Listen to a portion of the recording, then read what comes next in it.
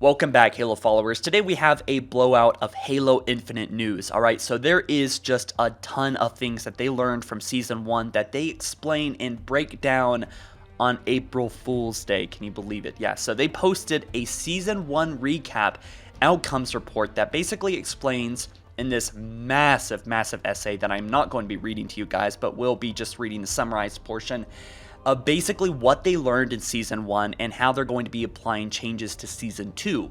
And not only that, they get really frank and honest and direct with us. This is something that I've been begging for them to do recently, and I think is honestly the best move.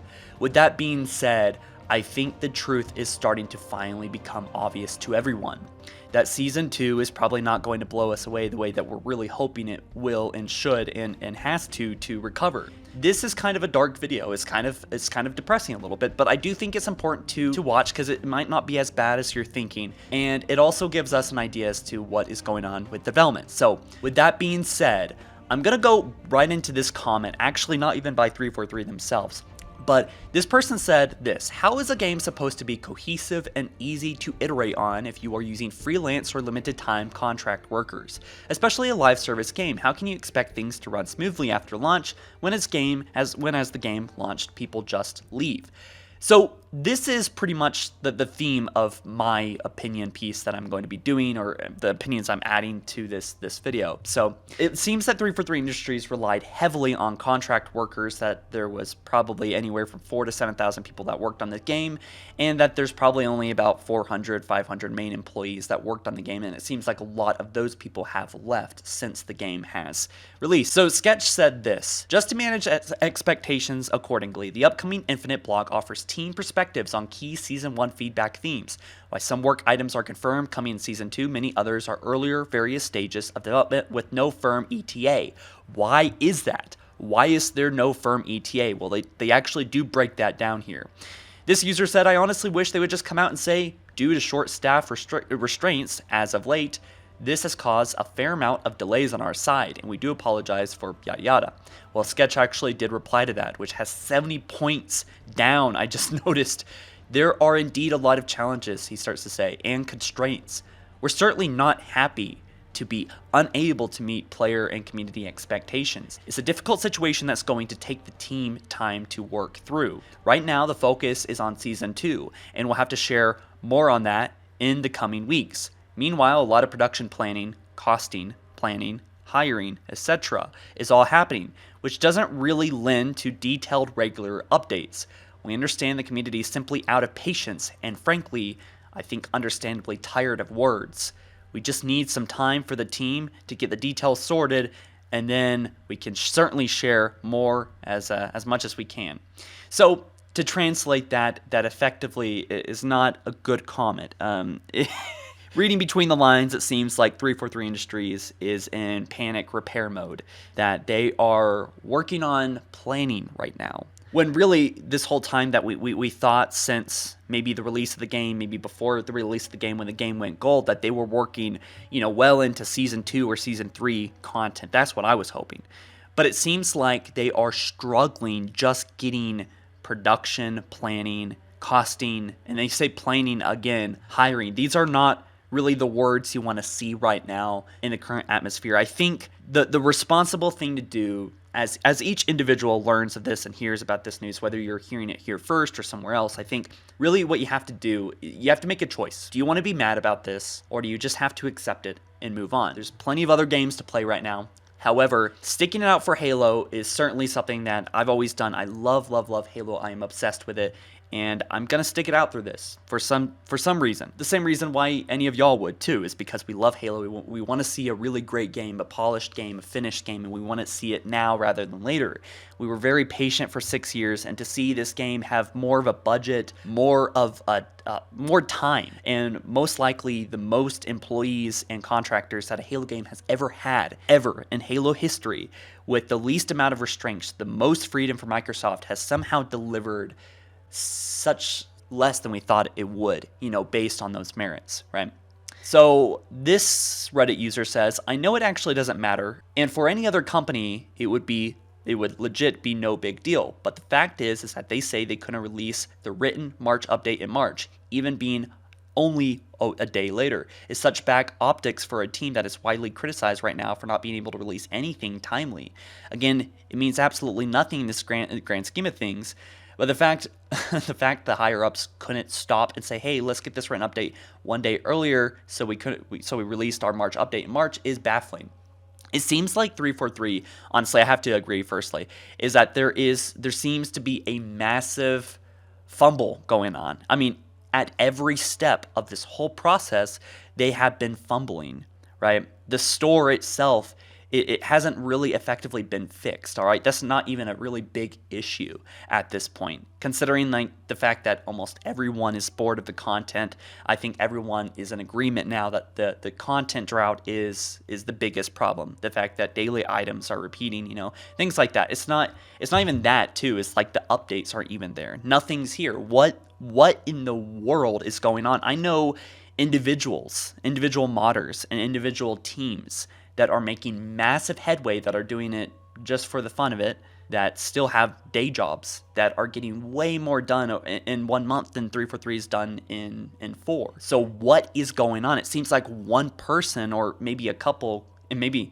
I'm I don't understand Slip Space Engine. I obviously don't have access to it, so I don't know what the hell is going on with it, but it makes me wonder what is going on. It feels like there's a strike. It feels like there's 2 people in the office every day, like just a massive lack of information and really knowing the depths of how bad the development really is. There's a lot of rumors, and I can't confirm any of those for real. I'm an outsider looking in, But Sketch replied to this post. He said, "Well, for what it's worth, we released an Infinite March update at the beginning of March. Since that blog, there's been a dedicated post on anti-cheat and ranked." Remember, those posts were very controversial. They weren't really I guess they weren't updates. I guess they were blogs. So he's being straightforward about that.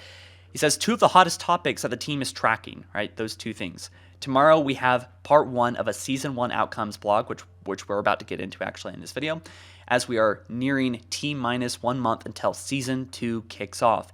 And on the topic of blogs and updates, let me just say we also fully acknowledge that we're not truly able to say everything many folks want to hear. We get it, and it's a tough spot to be in all around. Season 2 will be a good step, but there's still a lot of work to do, and most of it is going to take more time than most want.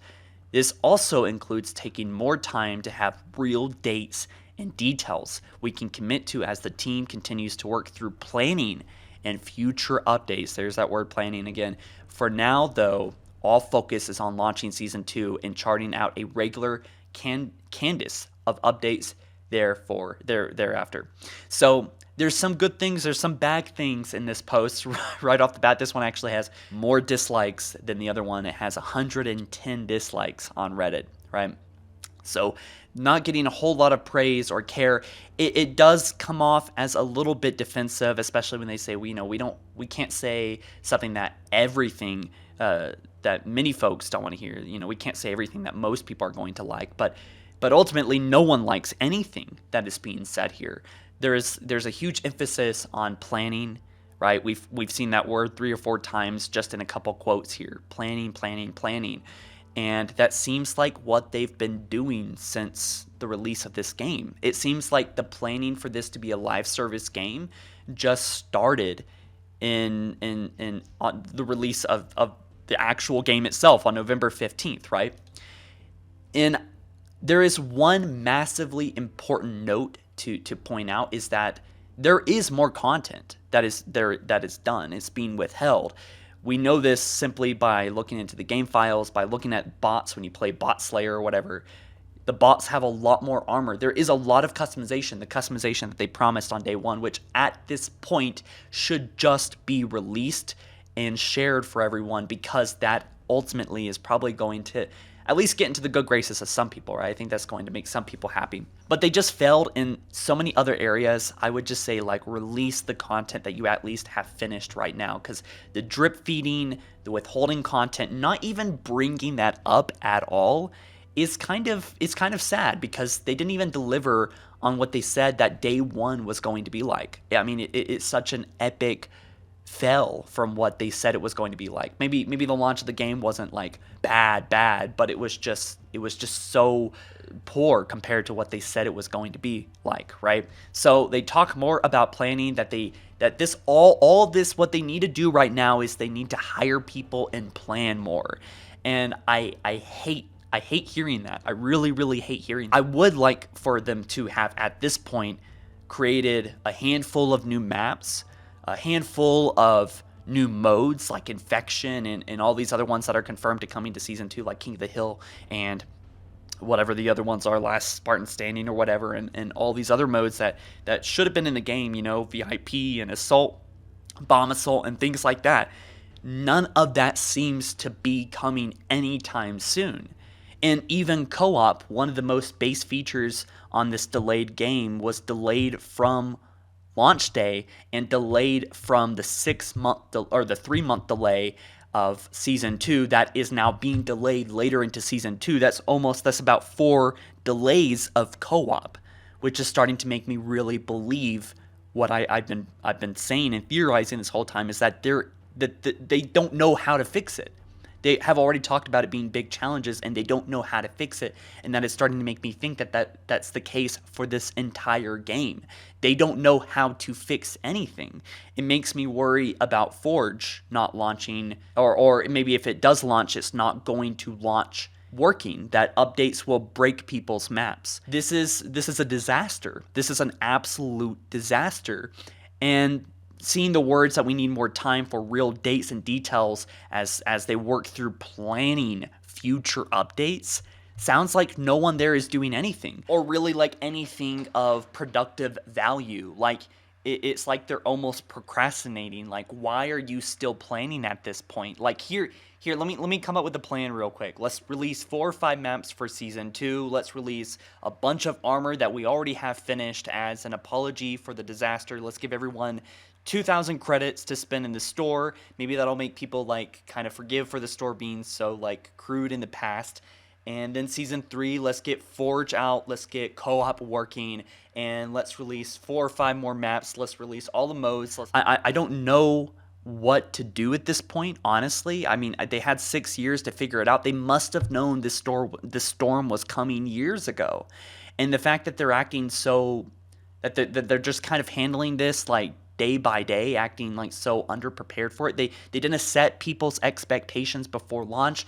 They haven't been setting people's expectations for Season 2 up until like people were like screaming for it, and that the community has just gone into a spiral, and that the management of the community has been the community is off the leash. I don't like these quotes. I got to give them a little credit for just being honest and straightforward and frank. I don't like how it comes off as a little bit defensive, and that I don't know. I don't know what needs to happen. I don't know what people need to hear. I think people are one by one having to, on an individual basis, just move on or accept the situation and just enjoy Halo Infinite as it is. This is not going to be like a regular Halo game that we've seen in the past, like Halo Reach, with all the features and modes working at launch, where things don't remain broken for days on end. Things. This is just a different era, and this is just how it's gonna be.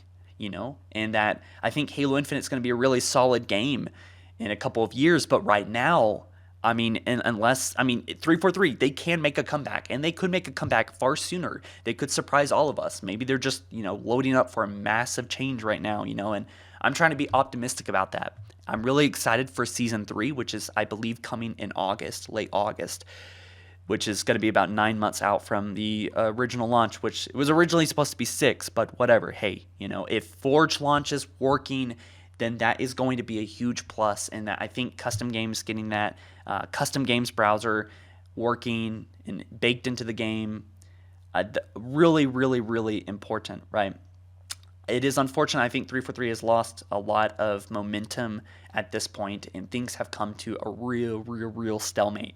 I am worried on how things are going to get late in April, because we've just entered April. And by the way, can I just say real quick, I don't know why they would make this huge explosion of replying and posting and talking about everything they learned on April Fool's Day. I feel like I would have took an executive decision and said, let's just hold off to April 2nd. I think people can wait one more day for this season 1 recap. But with that being said, actually, let's go into the season 1 recap. Now, this thing is big.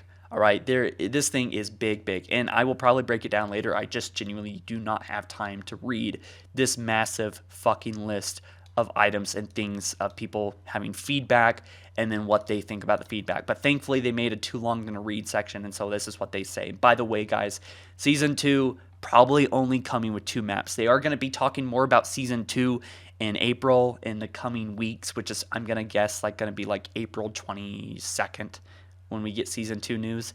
But yeah, I bet it's just going to be Catalyst, which is a new arena map, probably 4-4, right? And then there's going to be the big team battle map, which I am excited for. Could be really neat. I think they need more content than that, but this is the best they can do, apparently. So, arena changes they have is Catalyst, a new arena map, will be added to multiple playlists on day 1. Great news. King of the Hill will be added to multiple playlists, but they don't say day 1. Maybe all of this is day 1. I don't know. Attrition will be added to multiple playlists. An attrition revive player will be able to move immediately after spawning back in. Motion Tracker, the radar, will have outer edge detection enabled for shooting and sprinting in social playlist. Big Team Battle, this is kind of big news. Breaker BTB will be added to matchmaking day 1. Jeff Steitzer voice will be returning to the call-out player earned medals. And that's going to be in Season 2, right? Issue causing asymmetrical weapon rack spawns has been addressed. They still haven't fixed the fucking vehicle spawns. There's so many things that need to be tweaked about Big Team Battle. That's what worries me, honestly. I get, if there's some larger issues with the game, I think we can all accept that, and we all just know that now. But I don't understand why it takes so much effort and why we have to wait 6 months for minor changes, or a whole month for anti-cheat to improve a little bit. But anyway, before I get off track again, let's talk about matchmaking. Rather than track a player's entire session, the CSR progression bar will now reflect the progress made of their most recent match. I think that might be significant. They need to fix the CSR progression behind the scenes or whatever it's called, so that players are not getting wrecked and ranked because they did good in social and in Bot Slayer. Custom games and Forge, addressing some custom game bugs with more coming down the road. I feel like custom games might be broken. I thought it was broken. Personal AI and chatter. Honestly, there needs to be an option to turn off personal AI. Why is there not an option to turn off personal AI? I don't know. Balance adjustments were made to empathize was most important for players.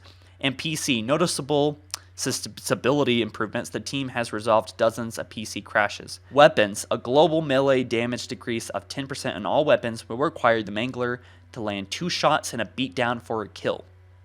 The Ravager's base, now there's actually a lot of controversy about that, which I can talk about later, but the Ravager's base non-charged shot will see a damage increase. Friend or foe and recognition player outlines. This system will now have options allowing players to modify the opacity and thickness based on their preferences. Really wish this was a week 1, week 2 fix, but thank God it's finally coming. They're listening. Equipment drop wall will see slight performance increases, and overall overshield will provide slightly more shielding. Vehicles, the chopper collision splatter damage will be increased to its vehicle splattering glory. Really did not expect this to be a thing, to be honest with you. I did not think that they would ever fix this, but the chopper back in the day would actually make things blow up when it was collided into other vehicles, which was honestly, that's exactly what the vehicle was all about. It was about colliding into other vehicles. That's what made it so deadly. So, very welcome. Banshee's agility and damage output will be increased to improve its role as a strike fighter. And Warthog and Razorback should be more resistant to flipping and bouncing. So these are great changes. All right, I'm not trying to, say that these aren't really great changes. These are really good things that are coming. I think they should have come sooner. I don't like the rate that these features and updates are coming at. It's 6 months later after the launch of the game, and I really don't understand. I feel like them saying that the game was a beta was kind of a lie. It was just a way to get people thinking that the game to buy them a little bit of time. And that's what I don't like about these replies. And I'm not trying to give Sketch any crap. He's a great community manager. I like the guy. I follow the guy, and I'm just saying, unfortunately, he's the messenger. So these aren't directed at him. And for the love of God, please do not attack anyone at Microsoft or 343 Industries, and especially Sketch, just because he's saying it. That's his job. His job is to relay what the company, what the executives and higher ups are trying to communicate and do, and their purpose and stuff. So he's just being the messenger, right? Unfortunately, regardless of that, the message itself is not liked right now. And I think Reddit disliking these posts so much is just kind of proof that what they're saying is not good news. I think there could be some hopeful news in here, but there's really not a whole lot of hope in this. I guess in the season 1 outcomes, I haven't read the whole thing, and there is some hope regarding the updates and the little fixes here and stuff. These are pretty big fixes regarding the gameplay, I guess. I think there needs to be way more fixes. I think there needs to be meta adjustment, like where they're fixing the gameplay every week or 2 weeks so that people can actually, that's what a live service game is all about. So has 343 been successful making a live service game so far? Hell no. This game is not worthy of a paid store. This game is not worthy of a battle pass, really, in my opinion, at the current prices. And the way that they released the battle pass was kind of nefarious and unfair to Halo fans. And how they haven't really even fixed the store. Yes, they made things like individual items, but they just fixed the prices where they're actually 3 times more expensive if they were put back in the bundle together and then added up. It feels like they're still messing up, and it just hurts, especially with the news that we heard the other day where Bonnie Ross kept talking about broader audience. Broader audience does not mean Halo fans, by the way. And it makes me think that all this happened because they're going for a broader audience. They are literally going to kill Halo. They're going to kill everyone sticking around because they're going for a broader audience. What is the point of a broader audience if you're going to neglect them too? At one point, Halo 1, 2, and 3, Reach, and Halo 3 ODST had a broad audience, okay? It brought millions and millions of gamers in. I hope that they really think about the direction of this game and what is causing these issues. They're going to see that the game is not successful just because it's selling a lot. That is on brand recognition, right? And someone actually said this comment the other day. I hearted it. You probably know who you are. They said that broader audience is basically just another word for saying it's too hard to make a new series, so we're just trying to water down this series, right? A broader audience. A broader audience is going to water down whatever you do, right? That's how can you appeal to more people, right? Unfortunately, the Halo TV show does not appeal to Halo fans or a broad audience. And this free-to-play thing, which I think is the cause of all this, is probably because of the same goals of having a broader audience, And I feel like if there is an enemy to Halo, it's that phrase, that simple phrase, broader audience. I don't think I could sum up all this misjudgment and all these mistakes as I can just saying okay, there was a broader audience target that we had, right? That's what did all this in. So anyways, guys, I probably rambled a little bit, probably talked about this way longer than I needed to, but I have a lot to say about it, and I wish I could talked about it sooner. I wish I could just ramble on about it forever, but I just kind of wanted to get my main points in there, and you guys probably know I have a lot more to say. I could talk about this for hours, but I'll leave it at that. You guys have a great day. Halo's not dead, but this isn't exactly a moment I'm excited for. I am looking forward to Season 2. The hype isn't dead. The hopium is still there a little bit, right? For me, anyway. And I'll continue to deliver the best news I can, the most positive news I can, or try to look at things in the best light I can. But I just got to say, this is not exactly what I wanted to see or hear right now, and it kind of expected it. And I really wish they didn't do it on April Fool's Day, man, because April Fool's is just a weird day to talk about such a sensitive subject. I would have just took an executive decision if they couldn't release the March update in March, just release it on April 2nd. not a big deal, I guess, really at this point, honestly. Everyone that stayed here has a big tolerance for low expectations, I guess, or expectations not being met, rather. So anyways, guys, you take care. Thanks so much for watching, and I'll catch you in the next one soon. Peace.